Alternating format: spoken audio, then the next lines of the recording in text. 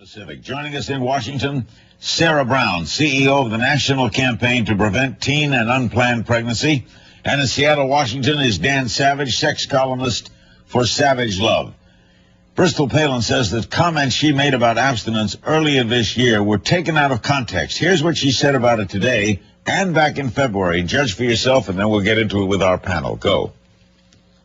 Everyone should be abstinent or whatever, but it's not realistic at all.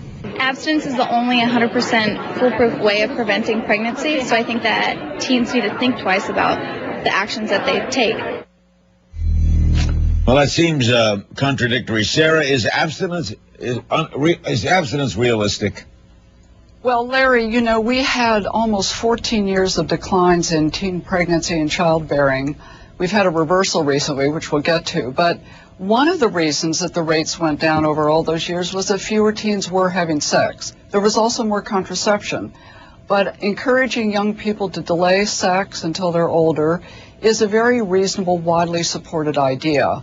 And Bristol Palin mentioned it. Of course, many other people have as well. And she is correct when she says that it's the only 100% sure way of preventing teen pregnancy. So in that sense, she's quite accurate. Dan, that's true, isn't it? It's the only sure thing. Besides oral sex, besides mutual masturbation, besides fantasy play, besides anal sex, a lot of teens who've had abstinence-only sex education, not comprehensive sex education, but sex education was abstinence-only. Another study has shown that a lot of these kids are resorting or engaging in anal sex as a strategy to preserve their virginities. We still, even with the decline over those 14 years, have the highest teen pregnancy rates in the civilized world, in the industrial world. You don't favor that, do you? No, I don't. I think we should have lower teen pregnancy rates. The idea, though, that we can stop teenagers from being sexual is ridiculous. We have to encourage teenagers. You know, I'm accused of being permissive, and I am. I think the teenagers should have permission to make up their own minds, and some of them are going to say no and want to wait, and I'm totally supportive of that. And some of them are going to want to be intimate with their partners as teenagers, as most of us are. Most of us lose our virginities as teenagers, and they need to know that they have options beyond vaginal intercourse that are safer. Sarah, what's wrong with the good educational system? Well, can we just back up a minute here and sort of get the big picture? The big picture is that today is the National Day to Prevent Teen Pregnancy, and in fact this whole month is focused on that issue. As Dan just said, we have the highest rates of teen pregnancy and birth in the entire industrialized world. And so events like today and other things that focus the nation's attention on this problem, these are a good thing. Now, of course, people disagree about some of the remedies and how to talk about it. But I first want to Palin's the wrong message. And I first want to commend you, Larry, for shining a spotlight on this. Now, what I thought one of the most important things Bristol Palin said today was that she loves her son dearly, but she wished she had waited to start her family.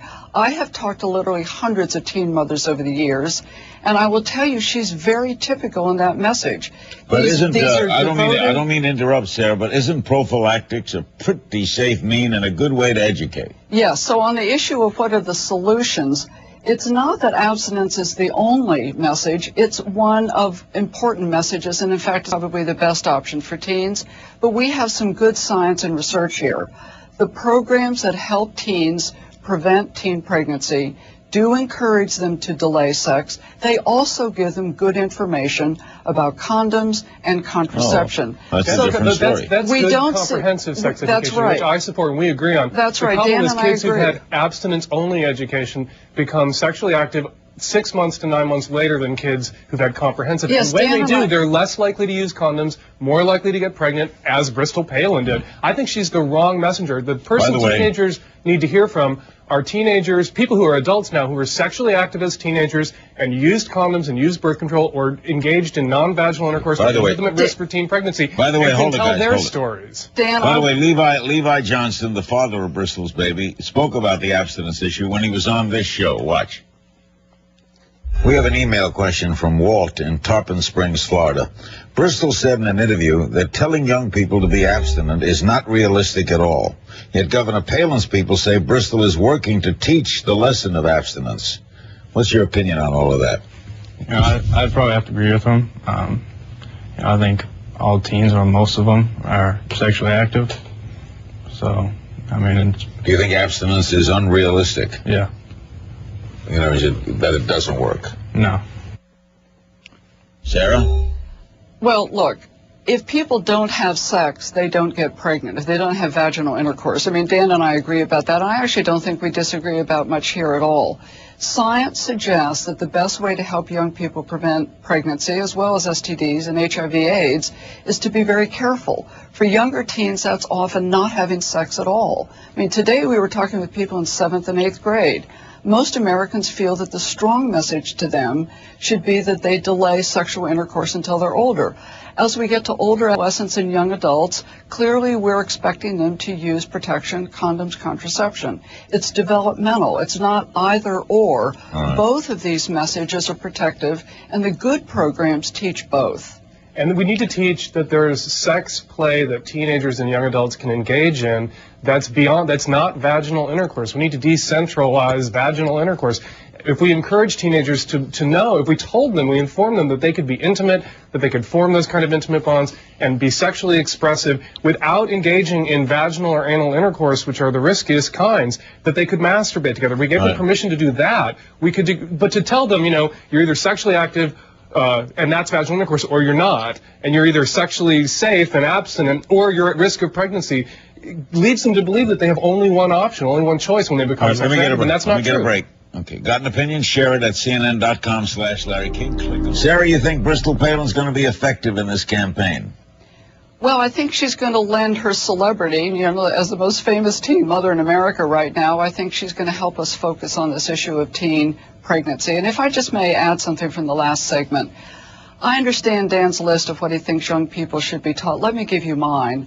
We need to say very directly to young people that babies and children need adult parents. We need to say that babies don't give unconditional love to people. They demand it from the people around them. It's an adult task. We need to say, in essence, that getting pregnant, bearing children, and starting families is probably one of the most important things any of us do. And we shouldn't stumble into it as so many teens do. Most of them, I've never even thought about it. I didn't think it would happen to me. I was drunk. I don't know. I just don't know. This is one of the most important things we do. It needs to be talked about, educated about, programmed for. And that, I think, is the central set of messages that young people need, both to delay sex and use protection. Dan, at one point today, Bristol tried to contrast how some teens imagine it is to have a baby versus the reality. Watch. I think girls now, they think that having a baby is like having an accessory on their hip, and they don't realize that it's such a huge responsibility and it's such just hard work. Well, Dan, you can't deny that. No, you can't deny that, and I'm a parent. I know for a fact what a lot of work bringing up a child is. Unfortunately, Bristol Palin, as a spokeswoman for not being a teen mother, I think is a terrible choice. She glamorizes teen motherhood. Here she is flying around the country. Here she is, the star of a press conference talking about, her baby and how her whole life is. And I just think that she's the wrong messenger. Who we need to hear from are women who were young, when they were young, were sexually active as teenagers and successfully avoided becoming teen mothers. Well, I do agree that focusing on people who have been successful at prevention is a very important thing. I agree with you, Dan. We need to show more sort of successful prevention stories.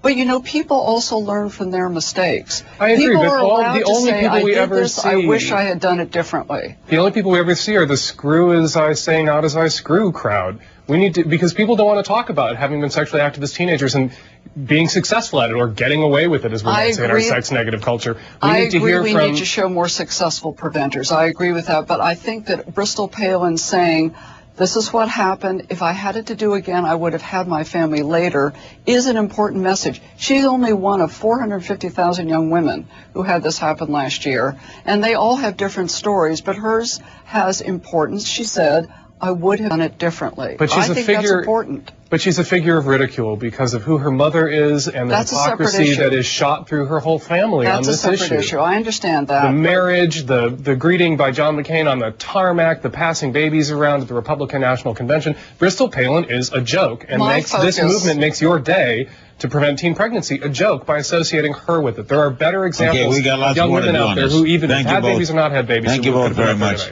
Dan Savage of Savage Love and Sarah Brown of the National Campaign to Prevent Teen and Unplanned Pregnancy. Thank you both very much. Thank you, guys.